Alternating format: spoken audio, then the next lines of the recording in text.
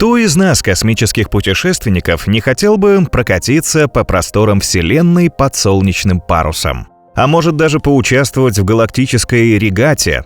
Но такие удивительные вещи мы видели только в фантастических фильмах до недавнего времени. В мае 2024 года в НАСА развернули на орбите гигантский парус. Правда, пока это демонстрационный вариант, но с другой стороны уже вполне реальный. И он далеко не единственное продвинутое средство освоения космоса, которое готовят ученые. Как вам идея промчаться по небу на магнитном поезде или пострелять из пушки по опасным кометам и астероидам? Давайте совершим экспериментальное путешествие, познакомившись с технологиями будущего. Держитесь крепче. На продвинутой субмарине нас будут качать волны внеземного океана, а на космическом корабле трясти от странных взрывов материи и антиматерии. Мы подружимся с ужасными космическими пауками и окажемся в крепких объятиях железного гуманоида. Скорее вперед! Нас ждут удивительные события и незабываемые впечатления. Собственно, начать мы можем с Земли, поскольку каждый день сталкиваемся с космическими технологиями. Сложно представить современную жизнь без сервисов GPS, прогнозов погоды, спутниковой связи и еще сотен других необходимых каждому из нас вещей. Некоторые из космических технологий уже превратились в легенды, правда, не всегда отвечающие истине. Например, возьмем обувь астронавтов миссии Аполло-11, первыми побывавших на Луне. Долго ходили слухи, что их ботинки являются прототипом беговых кроссовок. На самом деле это не так. У астронавтов была специальная обувь, но не для бега, а для ходьбы. Эффект летящей походки создавала лунная гравитация в 6 раз ниже земной. Существовал также миф о застежке-липучке, которая якобы сделана специально для космических экспедиций. Однако столь удобный атрибут нашей одежды изобрел швейцарский инженер-электрик Жорж де Мистраль. Это произошло еще в 1941 году, задолго до космической гонки. Впрочем, сама по себе история изобретения весьма интересна. Мистраль после прогулок с собакой постоянно доставал из ее шерсти головки репейника. Однажды он решил рассмотреть их под микроскопом и увидел крохотные крючки, с помощью которых растения цеплялись за шерсть его собаки. Так у специалиста появилась идея застежки-липучки, ставшей популярной и в космических миссиях, и в повседневной жизни. Ну а среди технологий, которые действительно разработаны для космонавтов, например, можно назвать систему безопасности пищевых продуктов. В 1960-х годах во время подготовки пилотируемых полетов НАСА разработала особую методику для улучшения качества космической еды и исключения вероятности пищевых отравлений. Она понадобилась, поскольку существующие стандарты не гарантировали безопасность продуктов на все 100%.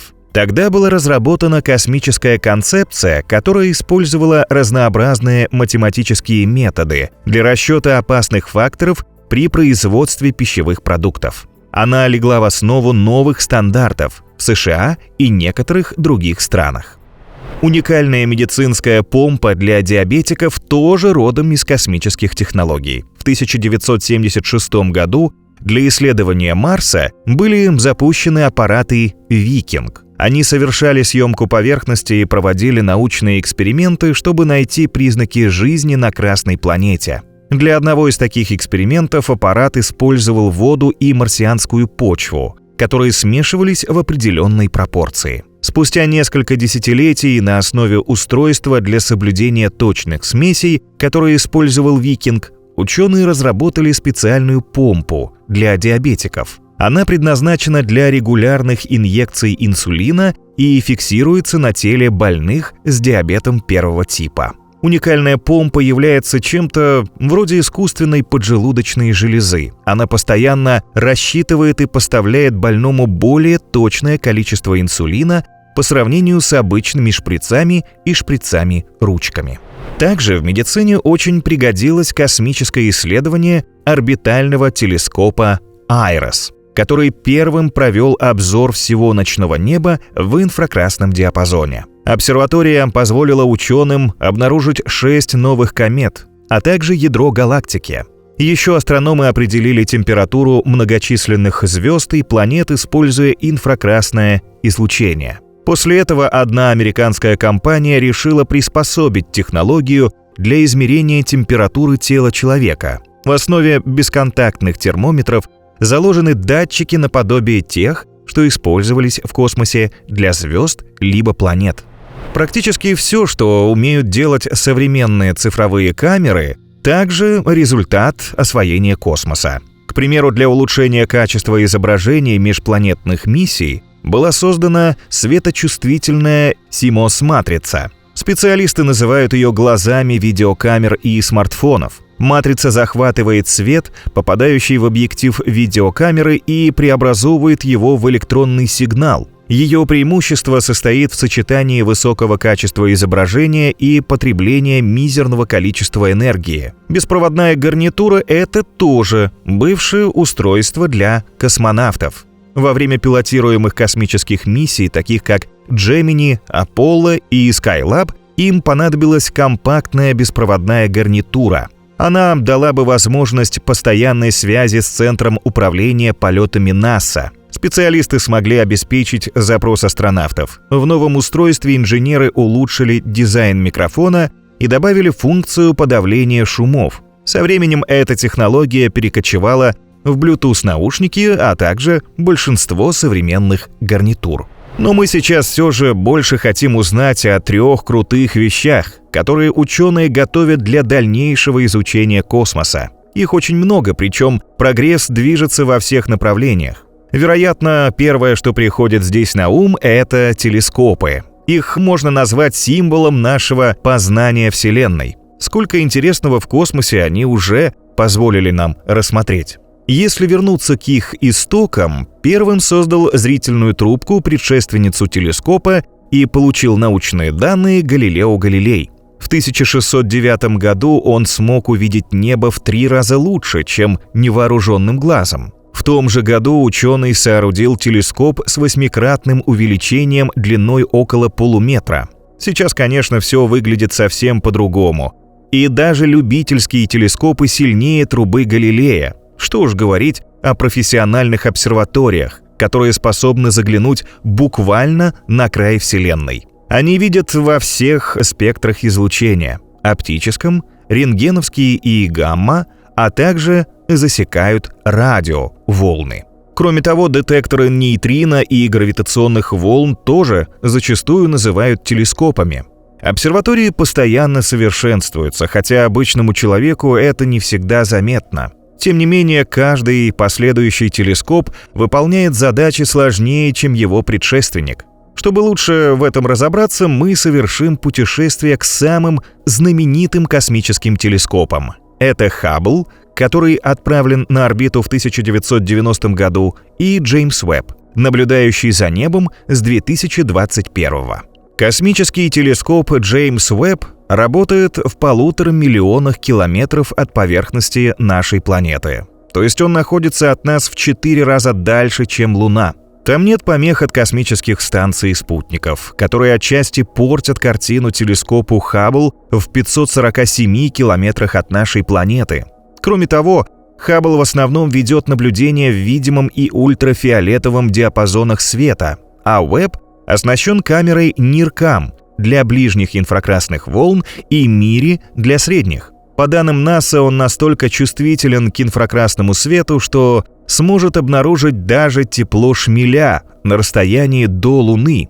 Инфракрасное зрение позволяет телескопу заглянуть буквально на край Вселенной, где прячутся самые древние галактики и звезды.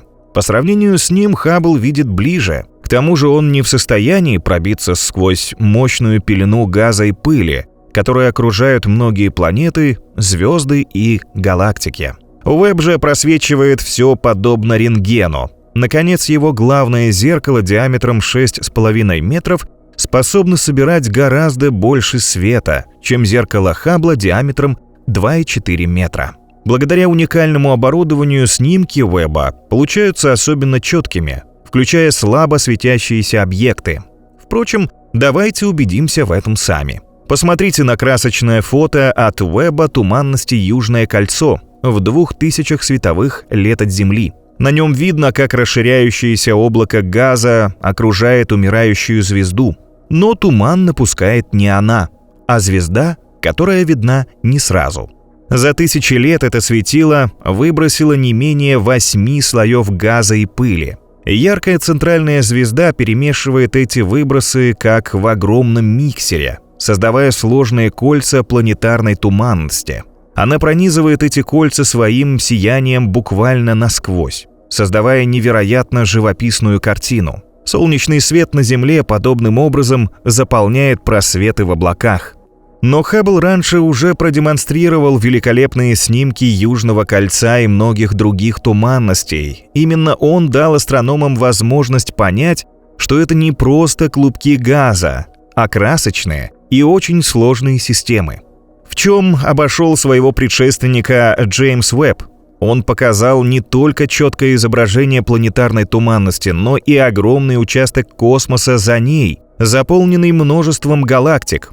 Яркий световой прочерк в левой стороне, ближе к верху, тоже не звездный свет. Это галактика, видимая с ребра. Новые детали на изображении Уэбба легко выделить при интерактивном сравнении со снимком Хаббла. Космический телескоп Джеймс Уэбб также остановил свой взгляд на очень далекой экзопланете WASP-96b и сразу получил ошеломляющие результаты. Но сначала немного скажем о предыстории события.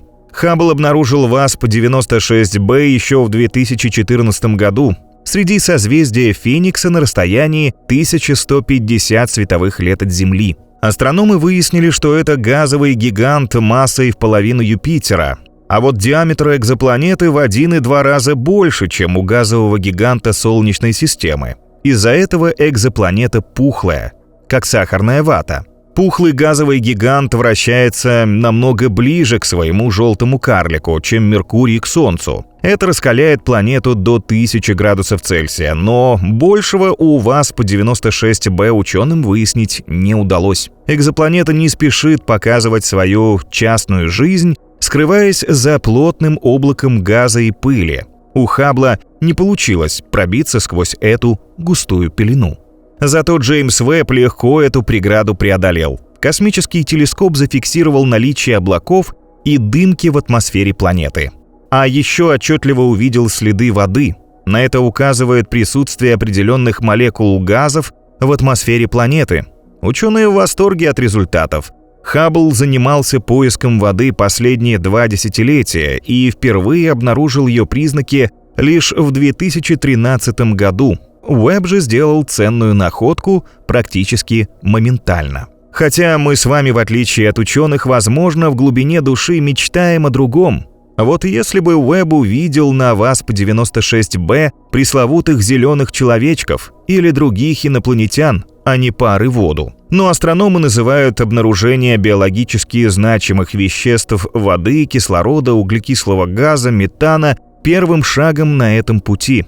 Если телескоп найдет такие маркеры на каменистых планетах, это станет отличной подсказкой для поиска там признаков живых существ. Или, может, добиться такого потрясающего результата сумеют телескопы нового поколения, которые строятся по всему миру. Ученые надеются с их помощью открыть новую эру в астрономии, узнав, как зарождалась и развивалась Вселенная и множество других невероятных вещей.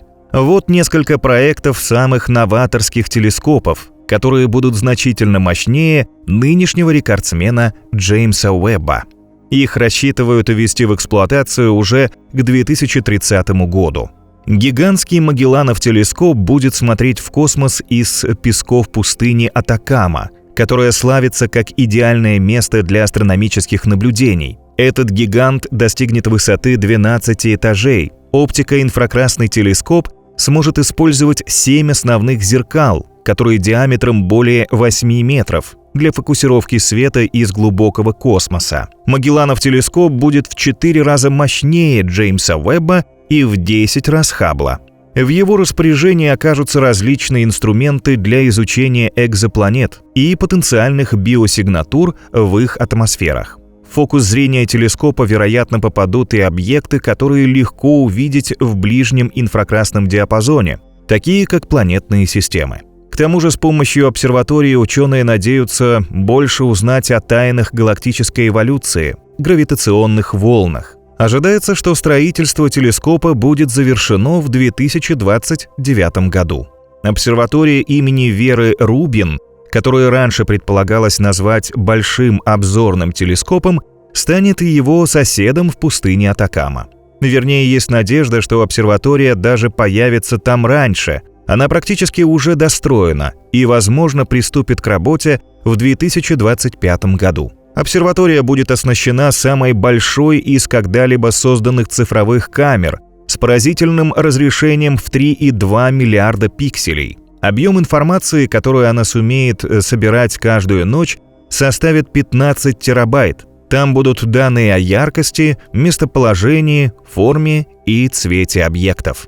Идея состоит в том, чтобы отобразить огромный участок неба с такой частотой, что астрономы фактически получат покадровый фильм о наблюдаемой Вселенной с беспрецедентным разрешением. То есть пока другие телескопы сосредоточены на определенных объектах в небе, этот захватит широчайшую панораму. В результате будет придан потрясающий пространственный контекст работе всех других обсерваторий. С учетом технического обслуживания, плохой погоды и других подобных факторов, фотокамера, как ожидается, будет делать около 200 тысяч снимков в год. Это намного больше, чем может быть изучено учеными. Предполагается, что управление и эффективный анализ огромного количества данных на выходе телескопа будет наиболее технически сложной частью проекта. И тут астрономы рассчитывают на помощь других продвинутых технологий, но с ними мы познакомимся позже. А сейчас взглянем на будущего соседа этой обсерватории, чрезвычайно большой телескоп Европейской Южной обсерватории. Он тоже строится в чилийской пустыне Атакама и начнет изучать космос предположительно в 2027 году.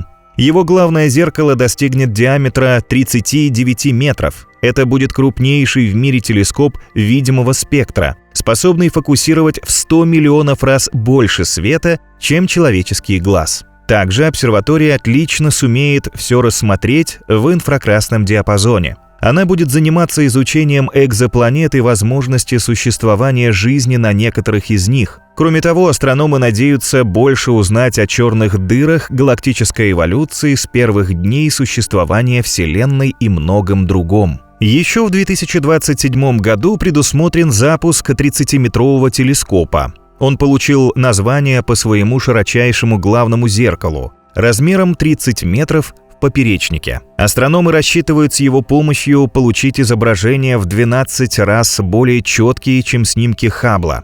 Обсерватория будет изучать некоторые из самых ранних источников света – физику юной Вселенной. С ее помощью астрофизики также надеются лучше понять природу темной материи. Иными словами, эти обсерватории сумеют заглянуть дальше во Вселенную, окинув более широким и острым взглядом ее самые скрытые уголки. Представляете, какие невероятные тайны космоса, подробности жизни галактик, звезд и планет они сумеют нам открыть. Но мы, космические путешественники, предпочитаем все увидеть своими глазами. Для этого нужны продвинутые средства передвижения по пространству. И сейчас в разработке у специалистов находятся просто умопомрачительные концепции. Идеи, которые воплощаются в реальные проекты, оставляют позади самые крутые домыслы авторов фантастических произведений. Ближе всего к реализации можно, наверное, назвать миссию компании SpaceX Илона Маска по колонизации Марса. Для полетов на Красную планету готовятся необычные космические корабли Starship. Возьмем одну из главных составляющих ракет – химическое топливо. В них используется смесь жидкого водорода и окислителя жидкого кислорода. Но в SpaceX решили в основном применять метан, который дает более сильную тягу. Важно и то, что этот элемент топлива можно производить на Марсе из углекислого газа и воды. Настоящим технологическим чудом многие эксперты считают ускоритель Starship, который является первой ступенью корабля. Он не сгорит в воздухе после выполнения своих функций, как его предшественники. Уже через 6 минут после старта первая ступень разгонит корабль до скорости 8650 км в час. Затем ускоритель отсоединится и вернется на Землю. Дальше по маршруту корабль поведут 6 жидкостных ракетных двигателей «Рапторов», а первую ступень ракеты снова заправят и подготовят к следующему старту. Ее многоразовое использование значительно удешевит стоимость полетов. Но Илон Маск не считает подобную концепцию космического корабля идеальной. Его команда работает над созданием невероятного звездолета, где вместо химического топлива хотят использовать ядерный синтез. Корабль будет работать путем прокачки жидкого топлива, скорее всего водорода, через активную зону реактора. Это даже на первоначальном этапе разработки вдвое увеличивает удельный импульс ракеты. Данный показатель отражает силу тяги от определенного количества топлива, а значит эффективность космического аппарата.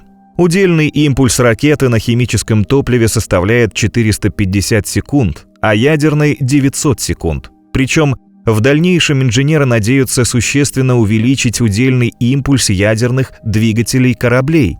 Хотя и на текущей стадии разработки, по словам экспертов, ядерный двигатель позволит сократить время полета на Марс более чем на 25% или на 2 месяца. К тому же объем урана, необходимого для этого, не превысит размер воздушного шарика. Таким образом, значительно расширится полезная площадь корабля. Магнитный поезд — не менее удивительный проект, который позволит относительно недорого перевозить по пространству не только пассажиров, но и солидные грузы. Разработка системы космических запусков StarTrem пока выполняется для поездок на околоземную орбиту. Доставка туда грузов весом до 300 тысяч тонн обойдется примерно в $40 за килограмм вместо нынешних 11 тысяч. Для реализации проекта StarTrem не нужны ракеты, топливо или ионные двигатели. Вместо этого будет использована технология магнитного отталкивания. Сам концепт поезда на магнитной подушке, правда, далеко не новый. На Земле уже функционируют составы,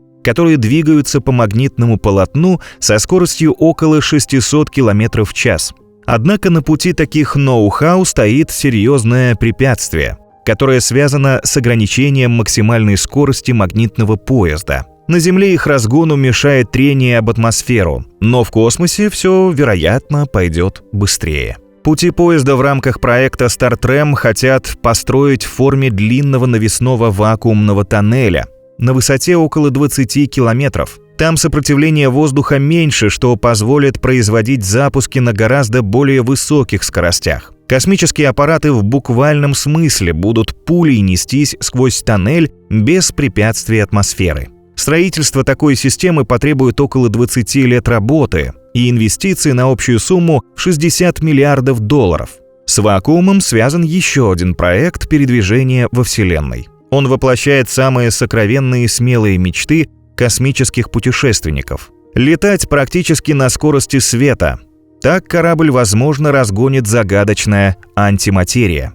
Считается, что она обладает просто фантастическими свойствами. Новая концептуальная разработка ученых США Varius под названием «Межзвездная исследовательская ракетная система с преобразователем вакуума в антиматерию» как раз об этом. Varius предлагает набор гигантских солнечных батарей площадью в несколько сотен квадратных километров. По замыслу авторов, корабль должен приблизиться к звезде и использовать ее свет для своего невероятно мощного лазера. При выстреле из него в вакуум в пространстве образуются протоны и антипротоны, то есть материя и антиматерия. Лазер будет долбить вакуум до тех пор, пока не накопится достаточно реактивной массы, чтобы на свет аннигиляции материи и антиматерии отправить Varius к месту назначения. Но, как мы понимаем, пока это только концепция, и до ее воплощения очень далеко. А вот солнечная Бригантина уже развернула свой парус на околоземной орбите.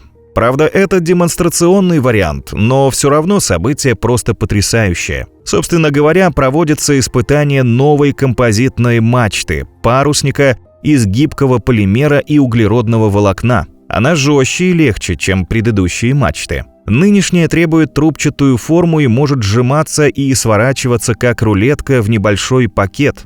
При этом она обладает всеми преимуществами композитных материалов, например, меньшим изгибом и деформацией при изменении температуры окружающей среды. В целом, композитная мачта и солнечный парус в развернутом виде занимают площадь около 80 квадратных метров. Это примерно соответствует размеру 6 парковочных мест для ваших авто. Главная цель миссии – удачно продемонстрировать развертывание мачты. Но после этого команда надеется также доказать эффективность всего паруса. Успешное испытание, по замыслу ученых, откроет путь к полетам на Луну, Марс и другие планеты. Конечно, для этого понадобятся более масштабные паруса, чем нынешний. Подобная конструкция мачты может потенциально поддерживать будущие солнечные паруса площадью до 500 квадратных метров, что примерно соответствует размеру баскетбольной площадки. После доработок ученые рассчитывают даже развернуть парус на 2000 квадратных метров, примерно с половину футбольного поля. Если учесть, что наше Солнце продолжит гореть еще миллиарды лет, то у огромного парусника будет безграничный источник энергии. Впрочем, большой парусник может обогнать целая космическая флотилия из 1000 кораблей. Правда, мы не сумеем прокатиться на них по космосу с ветерком. Все суда будут наноразмера и почти невидимы человеческому глазу. Крошечные зонды с помощью лазерных технологий смогут легко перемещаться по нашей звездной системе и даже улететь далеко за ее пределы. Ученые уже давно работают над этой идеей и в последнее время просто ошеломляют своими достижениями. Например, проект инициатива Breakthrough Starship готовит к отправке целый рой парусных мини-зондов. Они полетят на расстояние 4 световых лет к планете Проксима Центавра Б, похожей на Землю.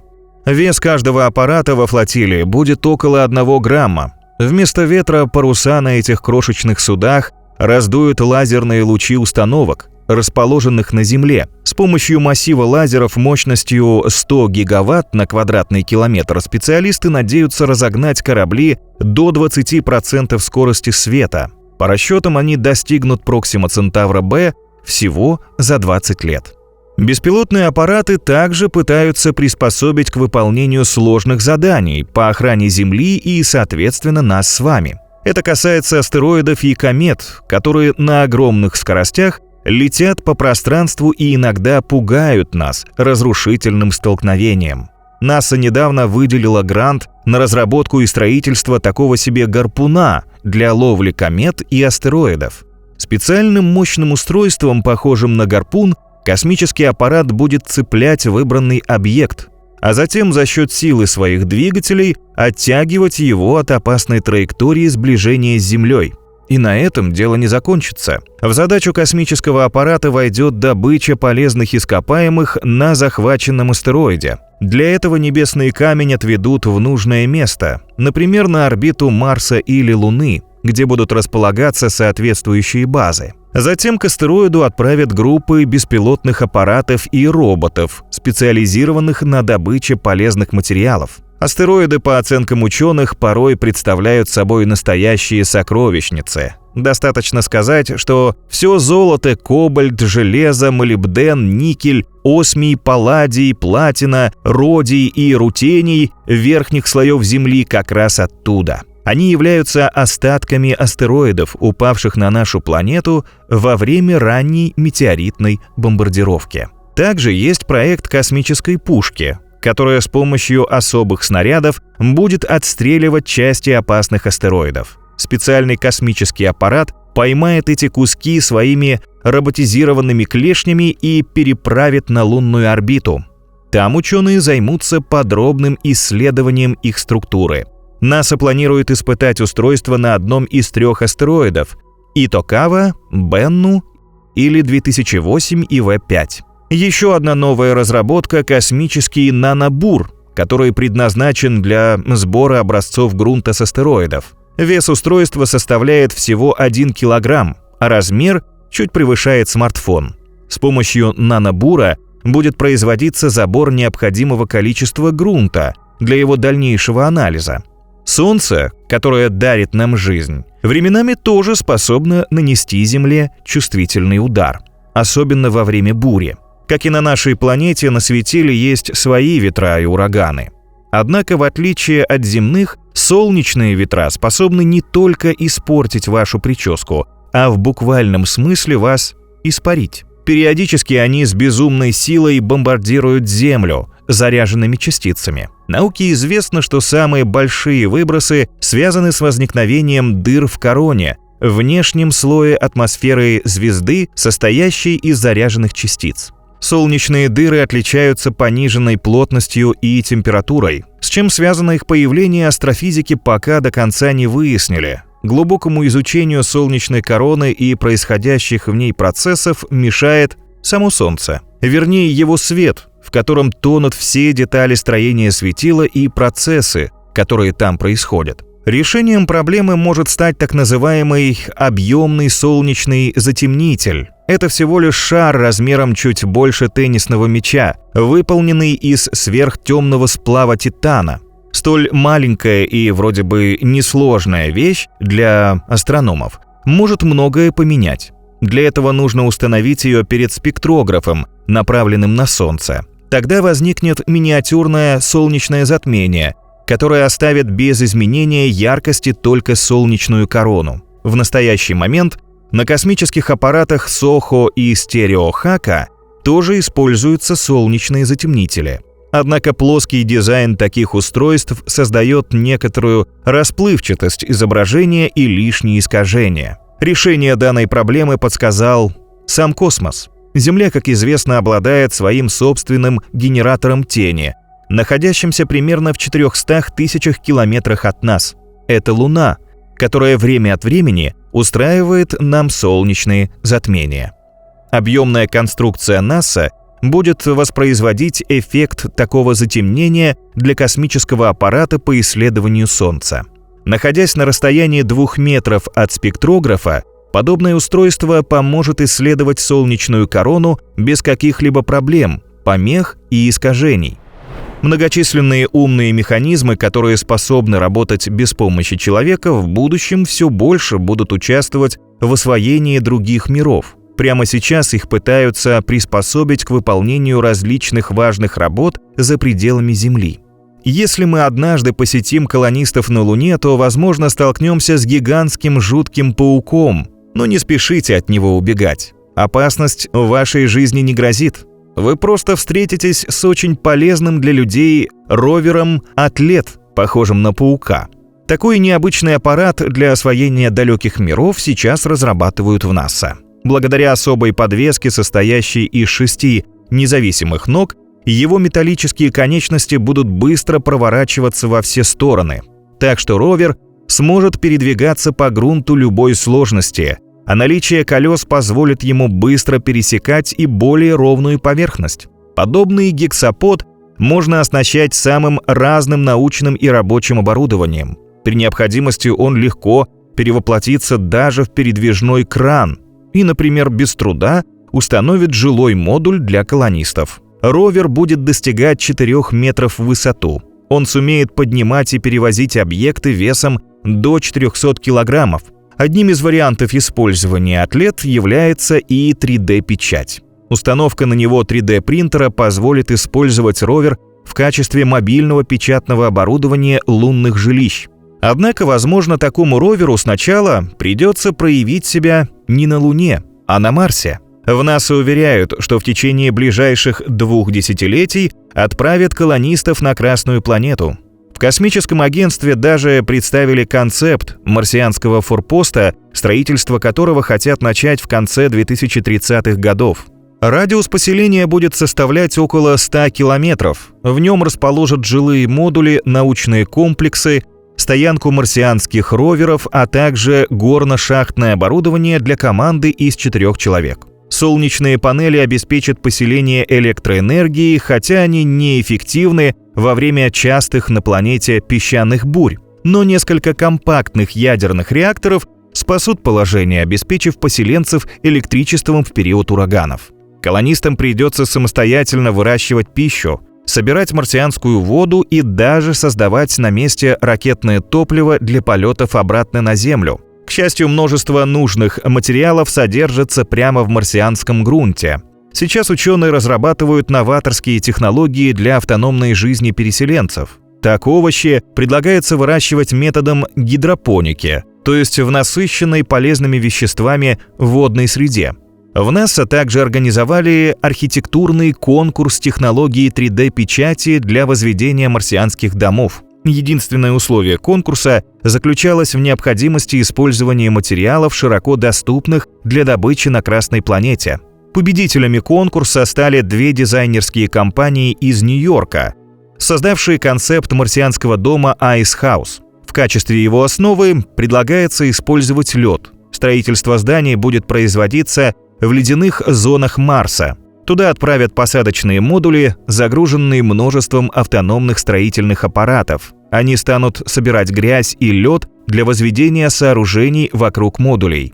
Стенки таких конструкций будут выполнены из смеси воды, геля и кремнезема. Как только материал замерзнет на холодном Марсе, получится весьма себе подходящее для жизни помещение с двойными стенками. Внешнее будет состоять из ледяной смеси и способствовать дополнительной защите от радиации, а роль внутренней стены выполнит сам модуль. Авторы проекта Objective Europa пошли еще дальше. Они поставили своей целью снаряжение экспедиции на Европу, одну из лун Юпитера. Команда будет жить на специальной субмарине. В проекте примут участие настоящие энтузиасты, ведь у них будет билет только в один конец. Возвращение обратно на Землю авторами идеи не предусмотрено. Правда, субмарину планируется оснастить самыми современными технологиями. Среди них будет сверхмощный бур, многомерные тяговые двигатели, мощные прожектора и, возможно, пара многофункциональных роботизированных рук. К тому же в условиях спутника подводной лодке потребуется продвинутая защита от радиации. Сейчас ученые заняты ее разработкой. Важное значение также будет играть место посадки космического корабля с колонистами и субмариной. Европа покрыта льдом толщиной в несколько километров, поэтому лучше всего, наверное, приземлиться рядом с разломами и трещинами. Там ледяная корка не такая прочная и толстая. С помощью высокотехнологических приборов переселенцы смогут взломать ледяной панцирь спутника и погрузиться в подводный океан. Обустройство поселений на дальних планетах и спутниках, разработка их недр, научные исследования в чужих мирах потребуют огромных сил. Чтобы все это стало реальностью, нужны гигантские человеческие ресурсы. Вернее, требовались бы, если бы место людей во многом не заняли их помощники. Сейчас ученые активно ведут разработку космических роботов, которым окажется по плечу решение некоторых особо сложных задач. Японское космическое агентство создало интеллектуального робота под названием INTBOL, который уже успешно трудится на МКС. Это крошечная машина весом всего в 1 килограмм и диаметром 15 сантиметров. Все ее элементы напечатаны на 3D-принтере. Передвигается робот при помощи 12 пропеллеров, а ориентируется он внутри станции по наклеенным розовым точкам-маркерам. Функции робота очень разнообразны. Он успешно фотографирует эксперименты на МКС, собирает и сортирует данные, облегчает синхронизацию работы экипажа с командой на Земле. В этих направлениях робот экономит 10% работы астронавтов. В будущем помощь станет значительно шире, поскольку INTBOL планирует усовершенствовать. После этого маленький помощник сможет отслеживать запасы продуктов у космонавтов и чинить сломанные детали корабля. НАСА, в свою очередь, готовится отправить на МКС специфического вспомогательного робота «Звездная пчела». Это куб со стороной в 30 сантиметров, который сможет свободно летать по станции. Он будет помогать космонавтам с проведением опытов в условиях микрогравитации, а также оказывать им услуги в быту. Звездную пчелу для удобства оснастят маленьким манипулятором. С помощью этого устройства робот сможет где-нибудь швартоваться или что-то держать во время опытов. Удивительная пчела снимет с космонавтов рутинные задачи по инвентаризации с помощью RFID-сканера. Она каталогизирует и обновит данные о местоположении всего, что есть на станции. Также робот сможет следить за качеством воздуха и уровнем шума на Международной космической станции. Еще один любопытный проект американского космического агентства — робот-стрекоза для сборки и ремонта спутников. Основу этого гигантского искусственного насекомого составят не крылья, а рука-манипулятор длиной 3,5 метра. С помощью этой невероятной стрекозы спутники сумеют самостоятельно монтировать на себе в космосе антенны и прочее хрупкое оборудование. Также роботы будут использовать для сборки прямо в пространстве больших спутников, которые слишком дорого или невозможно выводить на орбиту целиком. Неугомонная и ловкая стрекоза, несомненно, принесет много пользы на околоземной орбите, но у исследователей уже есть более удивительные модели космических роботов будущего. А на создание модели A-Puffer специалистов вдохновили японские бумажные фигурки оригами. В результате получится маленький двухколесный искатель приключений, который обладает способностью невероятно быстро распрямляться и пригибаться. Ему легко будет исследовать труднодоступные места в чужих мирах. Еще есть плавающий вездеход Бруе, настоящий мастер дайвинга, который проведет испытания на любой глубине. Но это не самое безумное из его возможных проделок. Брюе способен катиться на колесах по нижней части ледяной поверхности замерзшего сверху водоема. Во время своих удивительных приключений он будет фотографировать местность и собирать другие данные для ученых. Исследователи надеются применить такого робота для поиска жизни на ледяных небесных телах Солнечной системы. Например, исследовать подземные океаны той же Европы, Луны Юпитера или Энцелада, спутника Сатурна. Но вот чем при освоении космоса может помочь нечто похожее на детскую игрушку, то ли остроконечный кубик, то ли ежика? На самом деле это странный, но очень полезный робот. Он будет исследовать небольшие небесные тела типа комет или астероидов. На их поверхности чрезвычайно трудно находиться из-за очень маленькой гравитации и пересеченной местности. Удержаться на небесных валунах ежику помогут разнообразные способы передвижения. Нужно катиться, подпрыгивать или кувыркаться? Пожалуйста. Робот, шутя, с этим справится. Если даже он приземлится вверх тормашками, то ничего страшного не произойдет. Ежик легко выйдет из этой ситуации, поскольку ловко действует с любой из своих сторон. Однако его коронный маневр — создание вокруг себя некого странного мини-торнадо. Подобный смерч подбрасывает кубик вверх, позволяя ему выбраться на поверхность из глубоких кратеров, расселин и пропастей. Это просто фантастические модели. И все же для нас интереснее всего человекообразные механизмы. В НАСА уже занимаются разработкой роботов, похожих на людей, гуманоидов. Некоторые задачи лучше всего решат именно такие машины. Например, ученые считают, что подобные роботы должны подготовить будущее поселение, встретить колонистов на Марсе. Для этого создана модель R5 или Валькирия. Электрический R5 оснащен камерами, датчиками, множеством двигателей и 2 компьютерами. Валькирии также пригодятся колонистам для геологических изысканий, а также астробиологических исследований в поисках органической жизни на других небесных телах. Ну а мы, при знакомстве с удивительной Валькирией, без труда пожмем ей руку и сможем поговорить на равных, буквально лицом к лицу. Рост робота составляет около 190 сантиметров, то есть он лишь немного выше среднего человека. Но главное, вполне возможно, беседа окажется очень интересной и даже интеллектуальной, чтобы помощник космонавтов поумнел и справился со всеми своими задачами, его оснастят самыми продвинутыми алгоритмами искусственного интеллекта. Машинное обучение, по мнению многих ученых, в будущем вообще станет важнейшей составляющей освоения Вселенной.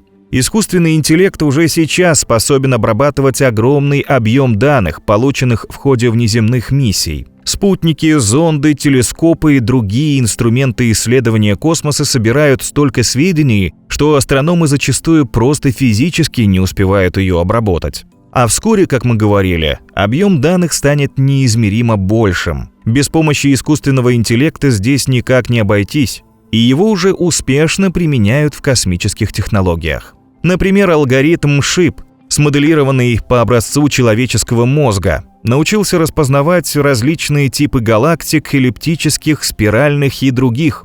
Он выявляет сложные взаимосвязи между их формой, размером, цветом, а затем выбирает соответствующий тип галактики. Для этого астрономы обучили алгоритм на 75 тысячах астрофизических объектов из слоановского цифрового обзора неба проекта Galaxy Zoo. Теперь машина легко сортирует и идентифицирует их аналогично тому, как проводится программа распознавания лиц. Тем временем миссия ЭКО по планетарной обороне Гера готовится в будущем использовать искусственный интеллект в целях безопасности Земли. Ему поручат вести зонды к грозящим нам астероидам, чтобы отклонить их орбиты от Земли. Специально обученный алгоритм будет действовать по аналогии с управлением беспилотными автомобилями. Эту миссию специалисты надеются сделать отличной от других. Чаще всего управление подобными полетами осуществляется с Земли. Гера будет действовать самостоятельно, объединяя информацию от различных датчиков и принимая решения прямо на борту. Компания Discovery, в свою очередь, открыла проект по использованию искусственного интеллекта для самостоятельного перемещения космических кораблей. Специалисты проводят машинное обучение в области наведения, навигации, управления и организации быта астронавтов. Представьте, насколько комфортными окажутся ваши будни в таком себе интеллектуальном звездолете. Роботы будут не только быстро подавать вкусный кофе и проводить качественную уборку. Они сумеют выполнять намного более сложные и высокопрофессиональные задачи. Например, такие машины моментально проведут мониторинг здоровья астронавтов и при необходимости назначат лечение или профилактические процедуры. А главное, специальные алгоритмы будут прокладывать курс космического корабля, проверять состояние оборудования и, если нужно, проводить ремонтные работы. Японское космическое агентство, например, уже начало оснащать свои ракеты искусственным интеллектом по контролю работы аппарата в автономном режиме. В мире подобных технологий иногда все кажется просто кадрами из очередного фантастического фильма. Потому наше нынешнее космическое путешествие оказалось чем-то похожим на сказку. Тем не менее, мы убедились, что подобные разработки уже ведутся в реальном времени, и некоторые из них близки к завершению. В будущем они наверняка помогут нам многого достигнуть в освоении космоса. Ученые сумеют заглянуть еще дальше во Вселенную, собрать больше данных и сделать революционные открытия. Удивительные экзопланеты, экзотические звезды, странные черные дыры откроют нам свои тайны. А значит, нас ждут еще более удивительные приключения в космосе.